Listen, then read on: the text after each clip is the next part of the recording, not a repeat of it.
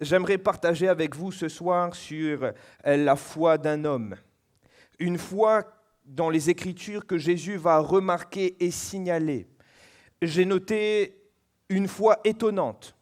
Pourquoi ? Parce que l'évangéliste Luc écrit que Jésus va admirer cet homme. Et il va dire plus loin que nulle part ailleurs en Israël, il n'a trouvé une foi similaire. Une foi qui a permis à cet homme d'expérimenter la grâce de Dieu dans sa vie. Une foi qui a permis à cet homme de voir Dieu agir dans sa maison. Et j'aimerais le dire ce soir avant d'ouvrir l'Écriture. Quelqu'un est-il venu avec un problème, un besoin, une difficulté ? Quelqu'un est-il à la recherche d'une action du Seigneur dans une situation difficile, peut-être même impossible ? Je me permets de le dire, vous êtes au bon endroit. Alléluia. Vous avez choisi le bon moment parce que Jésus peut vous rendre libre ce soir. Jésus peut vous donner ce dont vous avez besoin ce soir. Jésus est la solution pour ton problème ce soir. Alléluia. La question pour nous ce soir sera tout simplement de savoir si nous voulons bien croire, si nous voulons bien avoir cette foi. Parce qu'il faut le dire, dans l'économie du royaume de Dieu, c'est par la foi et uniquement par la foi que nous entrons en possession des promesses de Dieu. Alléluia. Sans plus tarder, on va ouvrir l'Écriture maintenant. On va aller dans l'Évangile de Luc au chapitre 7 et on va lire les 10 premiers versets.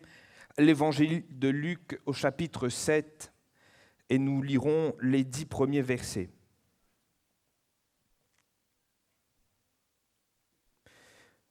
Nous faisons la lecture. Après avoir achevé tous ses discours devant le peuple qui l'écoutait, Jésus entra dans Capernaum.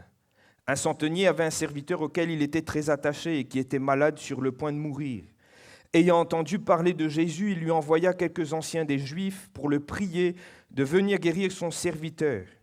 Ils arrivèrent auprès de Jésus et lui adressèrent d'instantes supplications, disant « Il mérite que tu lui accordes cela, car il aime notre nation, et c'est lui qui a bâti notre synagogue. » Jésus, étant allé avec eux, n'était guère éloigné de la maison, quand le centenier envoya des amis pour lui dire « Seigneur, ne prends pas tant de peine, car je ne suis pas digne que tu entres sous mon toit.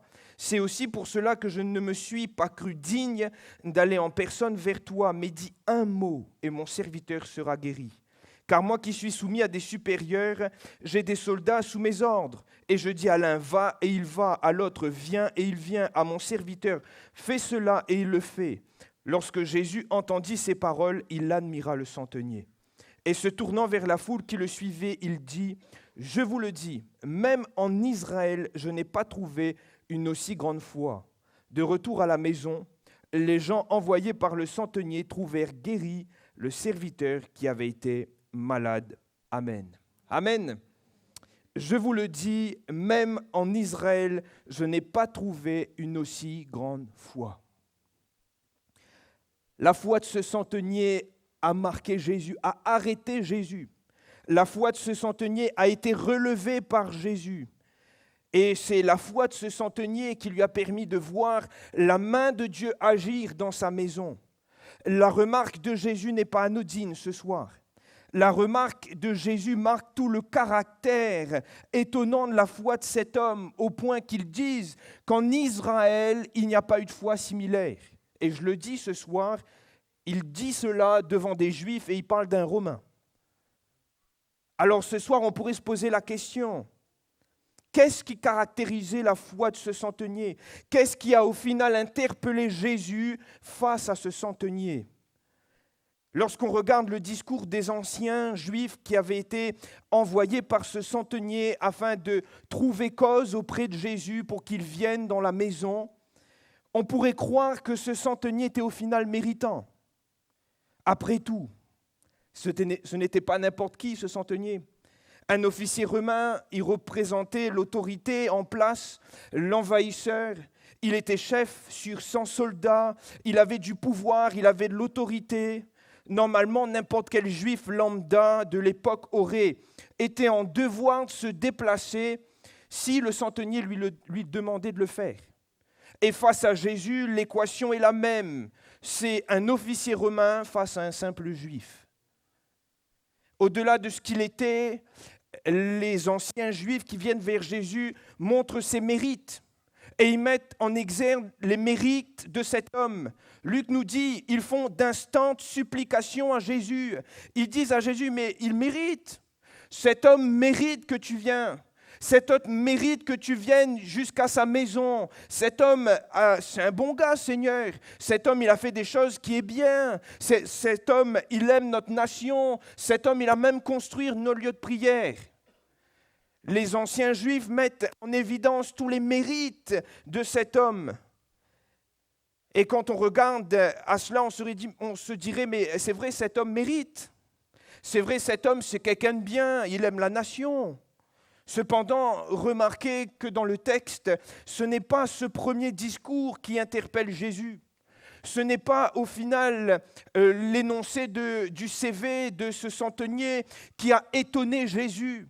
Ce n'est pas à l'écoute des anciens Juifs que Jésus s'arrête et qu'il fait la remarque qu'il n'y a pas de foi semblable en Israël. Non. Mais c'est suite au discours des amis du centenier. C'est suite au second discours que nous voyons dans ce texte. La Bible nous dit qu'alors que Jésus est pas loin de la maison du centenier, alors que Jésus est à quelques pas de cette demeure, le centenier est comme interpellé, Jésus se déplace vraiment. Et il envoie des amis, et ces amis, maintenant, ils ne parlent plus de leur propre chef, mais ils donnent les paroles du centenier. Et ils disent, je ne mérite pas, je ne suis pas digne. Voilà les paroles que répètent les amis de ce centenier à Jésus. Si le premier discours est centré sur les mérites, sur ce qu'est le centenier, sur les mérites, sur tout ce qu'il a fait, le second discours est lui focalisé sur cette phrase « Je ne suis pas digne ». Voilà comment le centenier se sent devant Jésus. Voilà comment les amis décrivent l'état d'esprit du centenier. Et on pourrait se dire ce soir comment cela se fait que ce centenier, autorité de l'époque, Romain de surcroît, ne se sentent pas dignes d'aller vers un juif. Comment ce centenier qui avait autorité dans le pays ne se sent pas digne de recevoir un juif chez lui? Normalement, c'est lui l'autorité. Comment cela est possible? Et j'aimerais vous dire, la réponse est simple. Ce centenier romain n'a pas vu Jésus comme un simple juif. Ce centenier romain n'a pas vu Jésus comme un simple homme de l'époque. Ce centenier romain n'a pas vu Jésus comme étant l'initiateur d'un nouveau courant religieux, un gourou, un guérisseur. Mais ce centenier a vu Jésus comme étant Dieu. Ce centenier a vu la divinité dans le Christ. Ce centenier a vu quelque chose de divin dans Jésus. Et ce n'est pas un homme qu'il appelle, ce n'est pas vers un Jésus homme guérisseur qu'il vient, c'est vers Dieu. Il considère qu'il y a quelque chose de divin dans Dieu. La foi de ce centenier lui permet de voir, non pas avec ses yeux visibles, mais il permet de voir que Jésus est Dieu. Et c'est comme cela qu'il s'approche. Alors oui, les mérites, il faut les mettre à la poubelle maintenant. Qui il est devant Dieu, qui il est devant celui qui a créé le ciel et la terre, qui il est devant celui qui est divin, lui qui est humain. Il réalise, il ne mérite pas. Oui, il ne mérite pas d'être devant Dieu. Oui, il ne mérite pas de s'approcher de Dieu. Et il a raison de se sentir indigne. Parce qu'il considère non pas Jésus comme un simple homme, mais Jésus comme étant Dieu. La foi de cet homme est étonnante, parce que lui qui est romain, il n'a pas grandi dans les Saintes Écritures, il n'a pas grandi aux écoles juives, il n'est pas un érudit de la foi juive, mais il a compris qu'il y a du divin dans Jésus. Il a compris qu'il y a quelque chose d'extraordinaire dans Jésus qui saute, qui va au-delà de l'humanité. Il y a du divin. Jésus est Dieu et il le considère. Et je crois que c'est pour cela que Jésus s'est arrêté sur la foi de cet homme. C'est pour cela que Jésus s'est arrêté. Parce que cet homme avait considéré Jésus comme il était. Alléluia. Et c'est ce qu'au final dit l'auteur de l'épître des Hébreux au sujet de la foi dans chapitre 11 au verset 6. La foi, c'est ce qui nous rend agréable à Dieu, oui. Et cette foi se manifeste dans le fait que lorsqu'on s'approche de Dieu, on croit qu'il existe véritablement et qu'il rémunère non pas nos mérites, non pas ce que nous sommes, mais ceux qui le cherchent. Alléluia! C'est ce qu'a fait ce centenier romain. Il a cru que Jésus était Dieu et il a cru que Jésus pouvait rémunérer ceux qui le cherchaient. Il ne méritait pas d'être devant Jésus. Lui, Romain, il ne méritait pas que Jésus vienne chez lui. Il se sentait indigne, mais il a cru que ce Jésus-là pouvait changer la situation. Peu de gens de son époque ont eu de telles révélations de Jésus. Peu de gens de son époque ont considéré Jésus comme étant Dieu.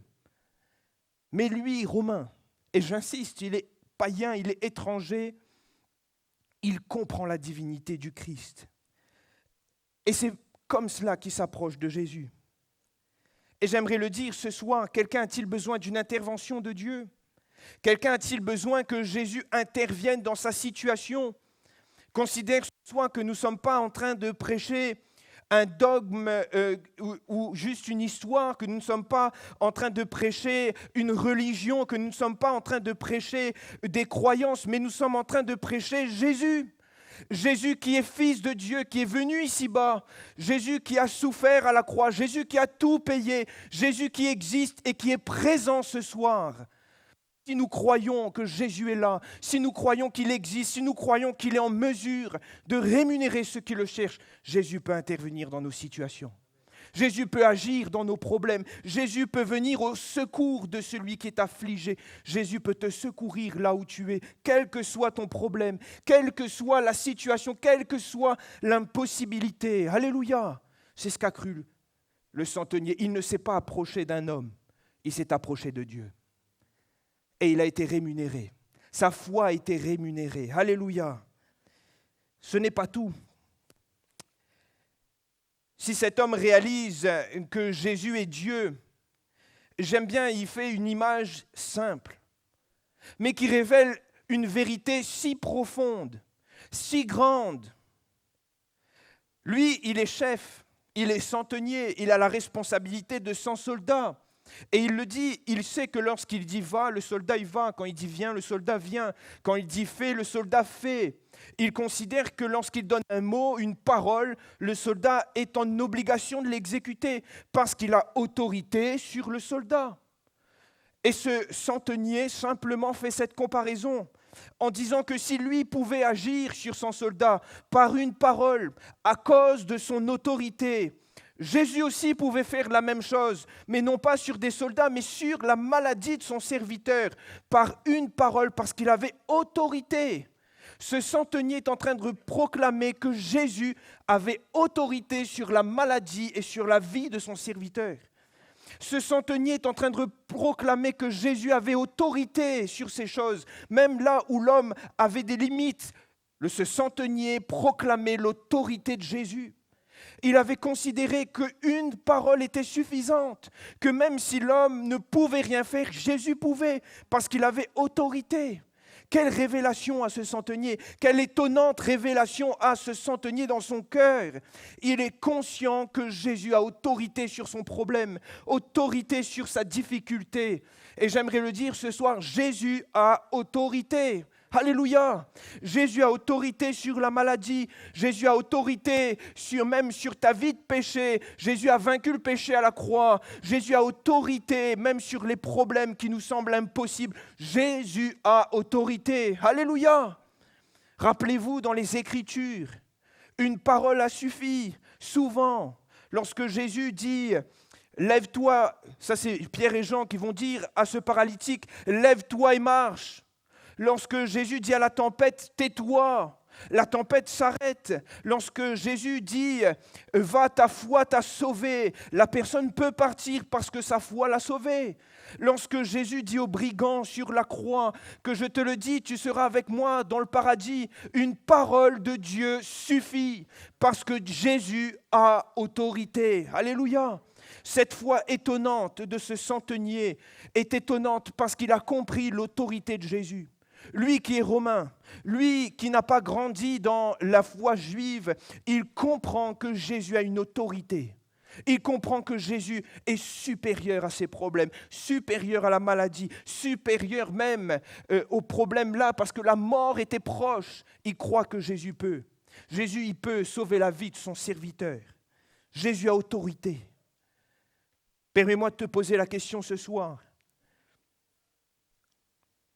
Quel est ton problème? Quelle est ta difficulté? Quel est ton souci? Qu'est-ce qui te charge? Qu'est-ce qui te pèse? Peut-être est-ce une maladie, peut-être est-ce un problème familial, peut-être est-ce un problème professionnel, peut-être que c'est un problème plus profond, un problème existentiel. Il y a un vide dans ton cœur. Tu réalises que tu n'arrives pas à mener une vie bien, tu n'arrives pas à suivre Jésus, parce qu'il y a comme quelque chose qui t'attire vers le fond, il y a comme une loi qui te surpasse. Permets-moi de te dire, Jésus a autorité sur toutes ces choses, parce que Jésus est venu à la croix. Jésus s'est abaissé, lui, fils de Dieu, il s'est humilié, il s'est dépouillé, il a souffert, il a connu l'ignominie, il a connu les souffrances, les coups, il a connu les insultes, il est parti jusqu'à la croix, afin que tout soit accompli. Et tout est accompli ce soir. Alléluia. Tout a été payé à la croix. La dette du péché a été payée. Les maladies, la Bible nous dit que dans les meurtrissures de Jésus, nous sommes guéris. Tout a été payé à la croix. Et nous pouvons nous approcher d'un Jésus qui a autorité ce soir. Rien ne le surpasse, rien ne le dépasse. Jésus peut agir ce soir. La foi de ce centenier a été étonnante, parce qu'il est vrai, il avait considéré toute la divinité de Jésus, mais il a considéré aussi son autorité. Et ce n'est pas au final vers un simple homme, un simple juif qu'il s'approche, mais c'est vers le Fils de Dieu, qui a tout pouvoir. Et Jésus va honorer sa foi, Jésus va le bénir, Jésus va lui donner la guérison pour son serviteur. La foi de cet homme, au final, a été étonnante d'authenticité. Parce qu'elle a été authentique, vraie, pleine. Ça n'a pas été une demi-confiance. Il a pleinement cru en Jésus. Il a pleinement cru dans la capacité de ce Jésus. Il a pleinement cru dans l'existence de ce Jésus. Et j'aimerais vous poser cette question et nous poser la question ce soir. Comment cette foi a germé dans le cœur de ce centenier? Comment ce centenier a-t-il pu arriver à ce niveau de foi? Comment il a pu avoir une confiance telle en Jésus? Et la parole que nous avons lue nous donne la réponse au verset 3. C'est écrit « ayant entendu parler de Jésus ». C'est le témoignage de Jésus aux oreilles du centenier qui a fait germer cette foi dans son cœur. C'est le simple témoignage de ce qu'il avait entendu parler de Jésus qui a suffi pour que ce centenier croie dans toutes ces choses au sujet de Jésus.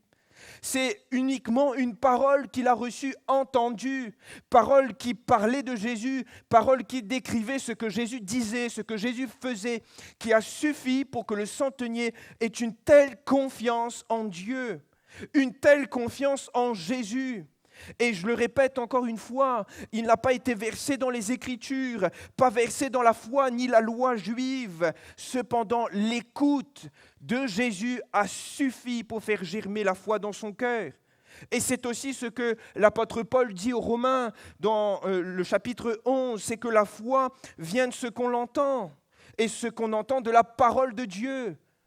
On voudrait des fois voir des miracles, voir des prodiges pour croire, mais la foi vient simplement de la parole de Dieu. La foi vient simplement de la proclamation de ce Jésus, la proclamation de qui est Jésus, de son œuvre, de ce qu'il a fait. La foi est simple, elle vient de là.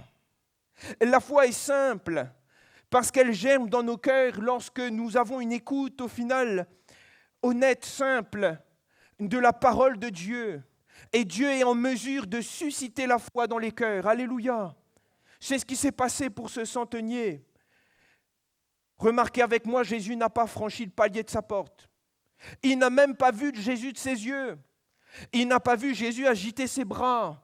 Il n'a pas vu ne serait-ce un acte, un rite religieux, non. Il a envoyé des amis et il a dit à Jésus, dis une parole. Les amis sont revenus, le serviteur était guéri. Il a placé sa confiance et sa foi dans la parole qu'il avait reçue de Jésus.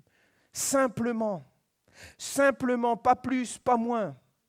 Sa foi s'est basée sur ce qu'il avait entendu de Jésus. Et ce soir, permets-moi de dire, notre foi doit être basée simplement sur la parole de Dieu. La foi authentique de cet homme a été simplement germée par la parole de Dieu. Dieu a suscité cette foi dans son cœur lorsqu'il a entendu parler de Jésus. Plaise à Dieu ce soir qu'il suscite la foi dans nos cœurs. Plaise à Dieu ce soir qu'à l'écoute de la parole de Dieu, la foi puisse germer dans nos cœurs afin que nous puissions nous aussi, à un mot du Seigneur, voir nos situations changer, voir nos maladies être guéries, voir peut-être quelqu'un qui est venu avec ce poids du péché sur sa vie être sauvé. Voir ceux qui sont loin se rapprocher de Jésus, voir ceux qui sont égarés entrer dans la bergerie. C'est la foi qui nous permet de vivre ces choses, frères et sœurs. C'est la foi, uniquement la foi. Cet homme avait reçu juste une parole de Jésus. Et cela a suffi pour guérir son serviteur. Je l'ai dit, une foi étonnante, mais au final, on pourrait échanger ce mot étonnant par authentique, vrai, sincère. Foi qui a révélé dans son cœur qui était Jésus, c'est-à-dire Dieu lui-même. Foi qui a révélé dans son cœur toute l'autorité de Jésus face à ses limites, à lui, à son serviteur, à la maladie, à la mort. Foi qui a germé simplement sur la parole qu'il avait reçue de Jésus. Quel est ton besoin ce soir? Tu es venu dans ce lieu, mais quel est ton besoin ce soir? Quelle est la situation? Quelle est l'impossibilité? Quelle est la difficulté que tu dois faire face? Le Seigneur peut agir. Et j'aimerais même ajouter ce soir, le Seigneur veut agir. Mais il faut que nous croyions véritablement en ce Jésus. Non pas nous approcher d'un Jésus et on va bientôt se recueillir, on va bientôt demander à ceux qui ont des besoins de se lever. Non pas se lever pour un acte religieux, non. Ce n'est pas ça qui compte, ce n'est pas la foi qu'on voit chez ce centenier. Mais croire que ce soir, dans ce lieu, Jésus est véritablement présent. Croire que ce soir, dans ce lieu, ce même Jésus qui est là depuis de toute éternité, ce même Jésus qui a souffert à la croix est présent par son esprit ce soir. Ce même Jésus qui a tout pris à la croix, qui a payé, qui a souffert, est présent ce soir. Ce Jésus qui est ressuscité est présent au milieu de nous. Croire qu'il a autorité. Croire que quels que soient les diagnostics que tu as pu entendre, quelles que soient les paroles que tu as pu entendre, Jésus a autorité et que sa parole est plus supérieure que la parole des hommes. Croire que si Jésus donne un mot ce soir, ta situation peut changer. Il nous faut simplement croire ce soir. Et nous allons pouvoir voir des situations changer. Alléluia.